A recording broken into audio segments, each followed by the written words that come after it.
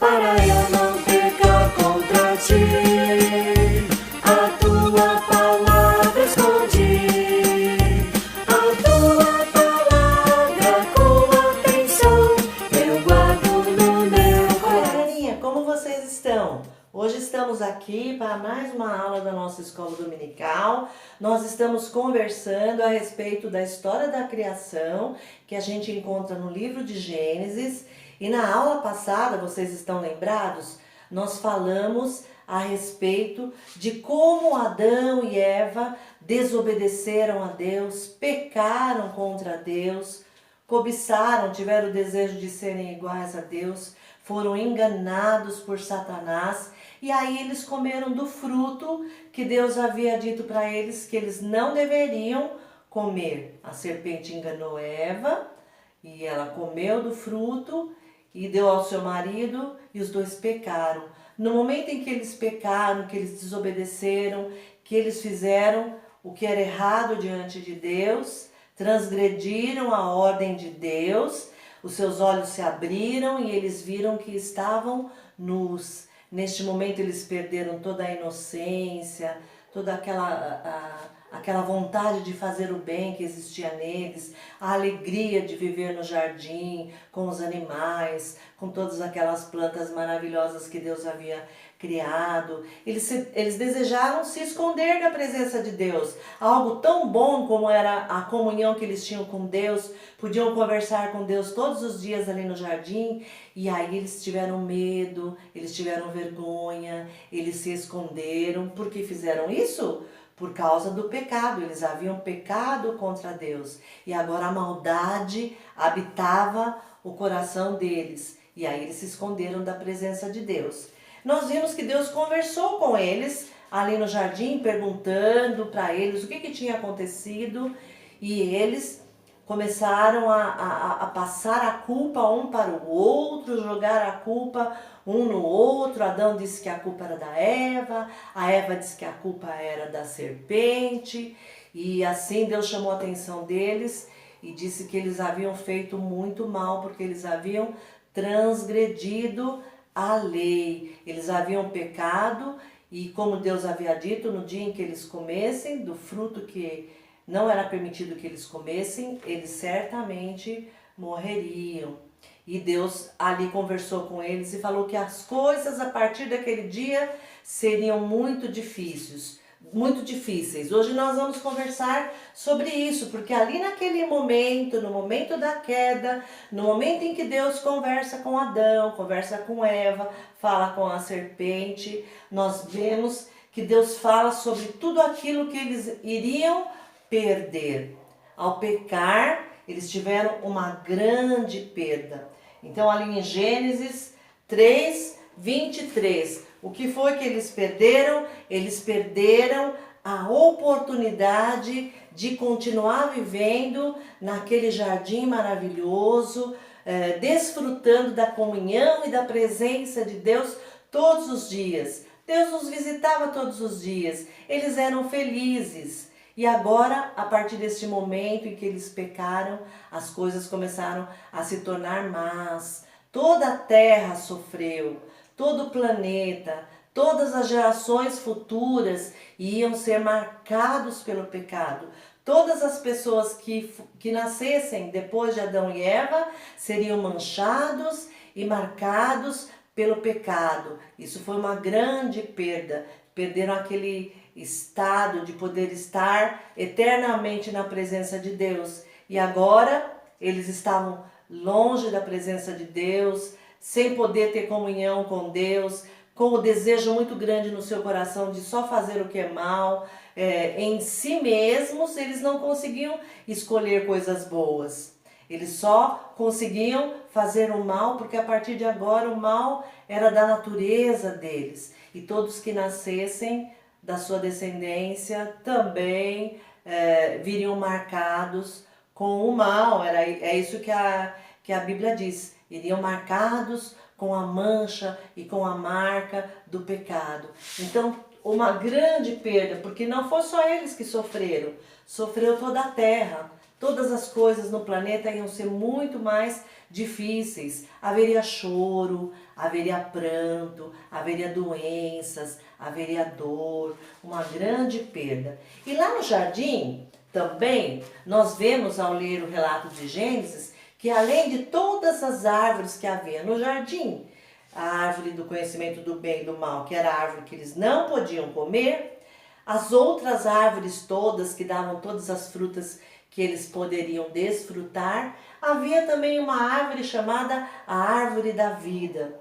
Então, quem comesse o fruto da árvore da vida viveria eternamente. Mas e seria muito ruim que Adão e Eva, naquele estado em que eles estavam, no estado do pecado, com o coração inclinado para fazer o mal, com o desejo de fazer o mal, comessem esse fruto da vida, porque eles iam viver eternamente longe da presença de Deus, fazendo mal, sofrendo a maldade, as consequências da maldade e estando distantes da companhia preciosa de Deus para sempre. Então isso era um risco que não podia se correr. Então Deus, como consequência de tudo aquilo que havia acontecido naquele momento da queda, em consequência, falou de uma grande perda. Eles iam perder a oportunidade de continuar ali no paraíso, de continuar no Éden. Então a Bíblia relata lá em Gênesis 3:23, que eles foram expulsos. O Senhor Deus, por isso, o lançou fora do jardim do Éden, a fim de lavrar a terra de que fora tomado. Então ele ia sair do jardim do Éden e a partir dali ele ia ter que plantar, ele ia ter que semear, ele tinha que usar enxada, ele ia correr o risco das ervas daninhas comerem as plantações. Seria muito mais difícil de criar os animais, seria muito mais difícil de plantar. No tempo de seca as plantas iriam morrer, então tudo seria muito mais difícil como consequência da queda. Uma grande perda. Essa consequência não foi só para Adão e Eva, mas foi para toda a humanidade. A gente vê em Romanos 3:23, o apóstolo Paulo falando que todos nós nascemos em pecado, porque Adão e Eva pecaram e aí toda a humanidade herdou esse pecado e já nasce em pecado. O salmista Davi tinha consciência disso, porque ele disse num dos seus salmos que em pecado me concebeu a minha mãe. Então ele sabe que é pecador.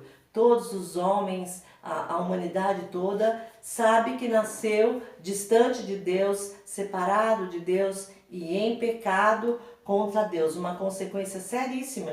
E Paulo diz, todos, sem exceção, todos pecaram e carecem da glória de Deus. Precisam de Deus. Seria tudo muito ruim se as coisas acabassem por aqui, não é? Se Deus não tivesse mostrado o seu amor e a sua misericórdia por Adão e Eva e toda a sua descendência e toda a humanidade que viria depois. Deus teve compaixão, Deus teve amor. Em Efésios a gente vê que todos nós éramos filhos da ira, éramos distantes de Deus, mas Deus, por causa do seu grande amor, teve misericórdia.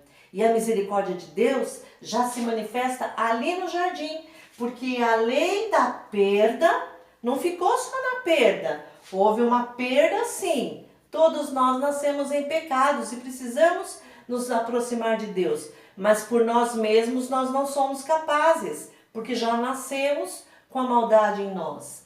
Mas Deus faz uma promessa, e a promessa é feita já ali mesmo, naquele momento da queda, no Gênesis, naquele momento, Deus demonstrou a sua compaixão, Deus demonstrou a sua misericórdia, Deus demonstrou o seu amor, porque Deus é amor.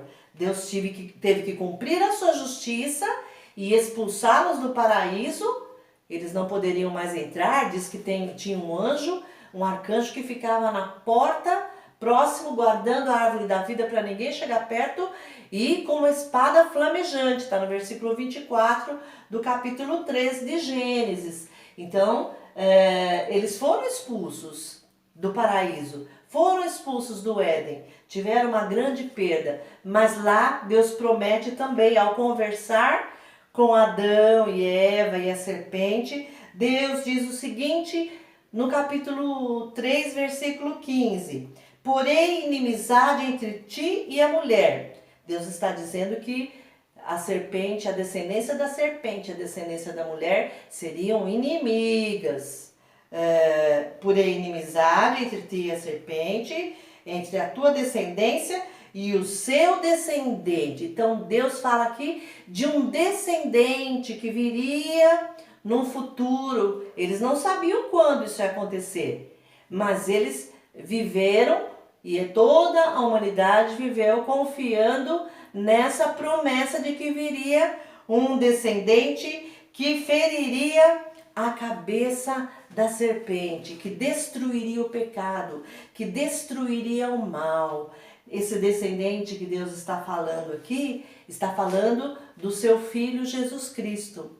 Em Jesus Cristo, nós temos esperança. Então, se a gente teve uma perda e isso podia gerar uma desesperança, com a promessa de Deus nós temos esperança de que podemos ser salvos, não por nós mesmos, mas só através do descendente, só através do Senhor Jesus Cristo, que nasceu em Belém, morreu numa cruz, pagou as nossas culpas, levou a morte em nosso lugar, venceu a morte, ressuscitou e está assentado à direita de Deus nas alturas. É isso que a gente fala quando a gente repete o credo, né? A gente acredita nisso, a gente crê nisso.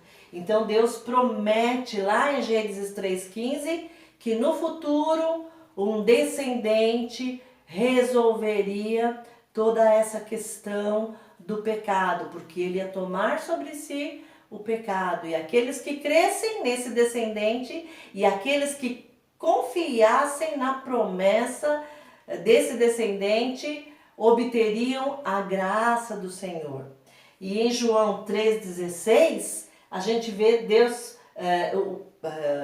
os evangelhos falando a respeito de Jesus, contando de Jesus. Jesus aqui viveu, ensinou a sua palavra, ensinou e praticou atos de amor, fez muitos milagres, foi rejeitado, mas aqueles que o receberam foram chamados filhos de Deus. E em João 3,16, um dos versos mais bonitos que a palavra de Deus tem, nós encontramos: porque Deus amou o mundo de tal maneira que deu seu Filho unigênito para que todo aquele que nele crê não pereça, mas tenha a vida eterna. Então nós podemos ter a vida eterna, nós podemos confiar nessa promessa, porque ela já se cumpriu, já aconteceu essa promessa. Jesus já veio, morreu por mim, morreu por você, e se nós crermos em Jesus, Ele vem habitar em nós, vem habitar no nosso coração e vem nos reconciliar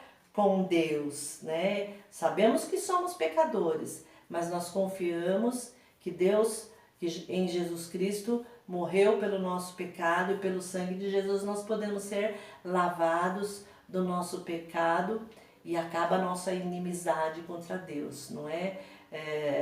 É rasgado o certificado de dívida que a gente tinha para com Deus por causa do pecado de Adão e Eva. Nas próximas aulas nós vamos continuar falando a respeito da família, dos descendentes, do que aconteceu com a humanidade depois que Adão e Eva foram expulsos do paraíso. Espero vocês na próxima. Nós vamos agora orar. Vamos falar com Deus, o nosso Pai. Ele nos ensinou a chamá-lo de Pai Nosso. Vamos falar com Ele. Pai Nosso, nós te bendizemos, nós dizemos com os nossos lábios o quanto o Senhor é bom, o quanto o Senhor é misericordioso, o quanto o Senhor nos ama, e reconhecemos o seu grande poder. E queremos te pedir, ó Deus, que abençoes as nossas vidas, para que nós possamos ser servos obedientes e que sejamos conscientes da grande promessa de que em Jesus nós podemos obter vida eterna e desfrutar da tua companhia e do prazer de estarmos em comunhão contigo. Ajuda-nos, ó Deus, perdoa o nosso pecado, é o que nós te pedimos em nome de Jesus. Amém.